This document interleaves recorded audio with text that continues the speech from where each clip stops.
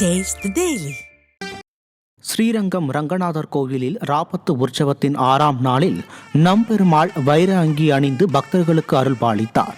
ராபத்து உற்சவ நிகழ்ச்சியில் ஏராளமான பக்தர்கள் கலந்து கொண்டு நம்பெருமாளை வழிபட்டு சென்றனர். திருவெண்காடு வேதாரண்யேஸ்வரர் கோவிலில் சுவாமிக்காக அம்பாள் கணுவைத்தல் என்ற சிறப்பு பூஜை நடத்தும் நிகழ்வு நடைபெற்றது.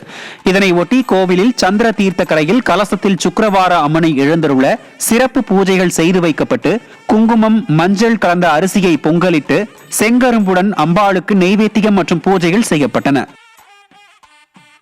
திருவண்ணாமலை மாவட்டம் ஆரணி அருகே உள்ள ஸ்ரீ கைலாதநாதர் உடனுரை பார்வதியம்மாள் ஆலயத்தில் மாட்டுப் பொங்கலை முன்னிட்டு நடைபெற்ற திருவூடல் நிகழ்ச்சியில் ஸ்ரீ கைலாதநாதர் உடனுரை பார்வதியம்மன் நந்திக்கு காட்சி தரும் நிகழ்வு நடைபெற்றது. மேலும் நந்திக்கு உணவுப் பொருட்களும் மாலையாக அணிவித்து நந்திக்கு சிறப்பு அபிஷேக ஆராதனை நடைபெற்றது. இதில் திரளான பக்தர்கள் பங்கேற்று சாமி தரிசனம் செய்தனர்.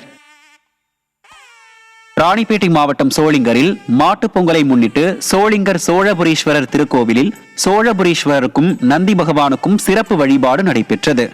மூலவர் சோழபுரீஸ்வரர் கனக குஜம்பாள் சுவாமிக்கு சிறப்பு பூஜை செய்து மகா தீபாராதனைகள் நடைபெற்றது. சன்னதியில் வெள்ளி பிரகாரத்தில் உள்ள நந்தி பகவானுக்கு பல்வேறு வகையான பொருட்களை கொண்டு அபிஷேகம் செய்யப்பட்டு மகா தீபாராதனை நடைபெற்றது.